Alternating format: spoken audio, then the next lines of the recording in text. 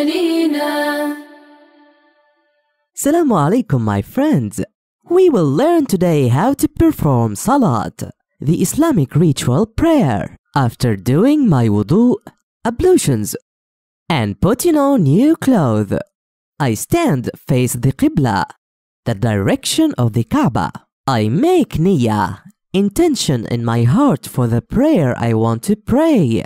Then I recite Al-Iqamah, private call to prayer. الله أكبر الله أكبر أشهد أن لا إله إلا الله أشهد أن محمد رسول الله حي على الصلاة حي على الفلاح قد قامت الصلاة الله أكبر الله أكبر لا إله إلا الله.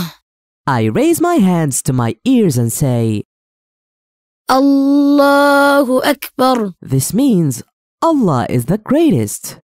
This is called Takbirat Ihram. Now I place my right hand on the top of my left hand on the chest and look downward to the place where my forehead will touch the ground in the sujood, prostration, and recite silently. سبحانك اللهم وبحمدك وتبارك اسمك وتعالى جدك ولا إله غيرك. After this, I recite Surah Al-Fatiha, the opening chapter. أعوذ بالله من الشيطان الرجيم. بسم الله الرحمن الرحيم. الحمد لله رب العالمين. الرحمن الرحيم. مالك يوم الدين. إياك نعبد وإياك نستعين. اهدنا الصراط المستقيم. صراط الذين أنعمت عليهم غير المغضوب عليهم ولا الضالين. آمين. Then I recite any surah or other passage. I recite now Surah Al-Ikhlas. بسم الله الرحمن الرحيم. قل هو الله أحد الله الصمد لم يلد ولم يولد ولم يكن له كفوا أحد. Then I say, الله أكبر. I should do ruku', bowing as deeply as my joints will let him. I keep my head in line with my back and look downward to the place of sujood. I place my hands on my knees firmly, spacing the fingers out, and say silently, سبحان ربي العظيم. سبحان ربي العظيم. سبحان ربي العظيم. Then I should straighten up from ruku' and raise my hands and I say, سمع الله لمن حمده. Then I should stand straight until every vertebra has returned to its place. And I say, ربنا ولك الحمد. After I prostrate on the floor saying, الله أكبر. In sujood, I should say, سبحان ربي الأعلى. سبحان ربي الأعلى. سبحان ربي الأعلى. There are 7 parts should be in contact with the ground during sujood. The first, the nose and forehead. The second and the third, the palms of both hands. The fourth and fifth, the both knees. The sixth and seventh, the soles of both feet, the toes folded. I should put my palms levels with my shoulders. I keep my arms away from my sides. I should allow some space and distance between my stomach and my thigh, and I should keep my forearms off the ground. Then I raise my head, saying Takbir. Allahu Akbar. I sit down and put my hands flat on my thighs. I spread my left leg and sit on it, and I put my right foot upright and make my toes point towards the Qibla. While sitting thus, I say, رب اغفر لي رب اغفر لي رب اغفر لي. then I do the second prostration and I say, الله أكبر سبحان ربي الأعلى سبحان ربي الأعلى سبحان ربي الأعلى الله أكبر. after I raise my hands from the second prostration and I want to get up for the second rak'ah, once standing I recite Surah Al-Fatiha. أعوذ بالله من الشيطان الرجيم. بسم الله الرحمن الرحيم. الحمد لله رب العالمين الرحمن الرحيم مالك يوم الدين إياك نعبد وإياك نستعين اهدنا الصراط المستقيم صراط الذين أنعمت عليهم غير المغضوب عليهم ولا الضالين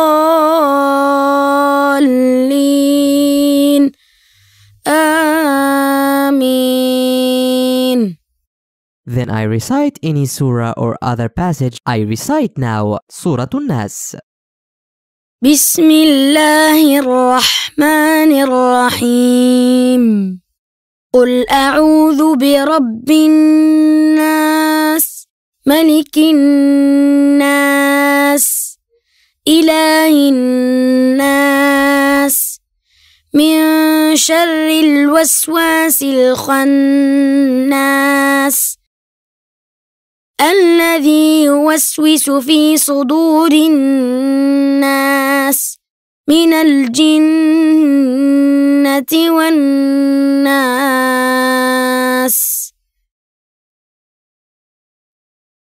الله أكبر سبحان ربي العظيم سبحان ربي العظيم سبحان ربي العظيم. سمع الله لمن حمده ربنا ولك الحمد. الله أكبر سبحان ربي الأعلى سبحان ربي الأعلى سبحان ربي الأعلى. الله أكبر. رب اغفر لي رب اغفر لي رب اغفر لي. الله أكبر سبحان ربي الأعلى سبحان ربي الأعلى سبحان ربي الأعلى. الله أكبر. When I complete the second rak'ah, I sit down. I spread my left leg and sit on it, and I put my right foot upright and make my toes point towards the Qibla. I put my left hand flat on my thigh. I close all the fingers on my right hand except my index finger raised, pointing to the Qibla. I move it gently during the tashahhud. التحيات لله الزكيات لله الطيبات والصلوات لله. السلام عليك أيها النبي ورحمة الله وبركاته. السلام علينا وعلى عباد الله الصالحين. أشهد أن لا إله إلا الله وحده لا شريك له وأشهد أن محمدًا عبده ورسوله. If it's the last rak'ah, like Subh or Jum'ah, I finish with As-Salatul Ibrahimiyya. اللهم صل على محمد وعلى آل محمد كما صليت على إبراهيم وعلى آل إبراهيم وبارك على محمد وعلى آل محمد كما باركت على إبراهيم وعلى آل إبراهيم في العالمين إنك حميد مجيد. Then I turn my head to the right side and I say السلام عليكم ورحمة الله. Then I turn my head to the left side and I say, السلام عليكم ورحمة الله. If the prayer has 3 units of prayer, like Al-Maghrib, or 4, like Az-Dhuhr, Al-Asr, or Isha, after the first tashahhud, I raise my head from the second prostration Allahu Akbar, and I want to get up for the next rak'ah. I put my hands on my chest as described above and I read Surah Al-Fatiha only. Then I recite the tashahhud after the third rak'ah of the Maghrib, or after the fourth rak'ah of the Dhuhr, the Asr, or the Isha. I also recite As-Salatul Ibrahimiyya. Then I turn my head to the right side and I say, Assalamu alaikum wa rahmatullah. Then I turn my head to the left side and I say, Assalamu alaikum wa rahmatullah. هل أعجبكم هذا الفيديو؟ لمشاهدة المزيد من أعمال أسرتنا اضغطوا سبسكرايب هنا في الأسفل.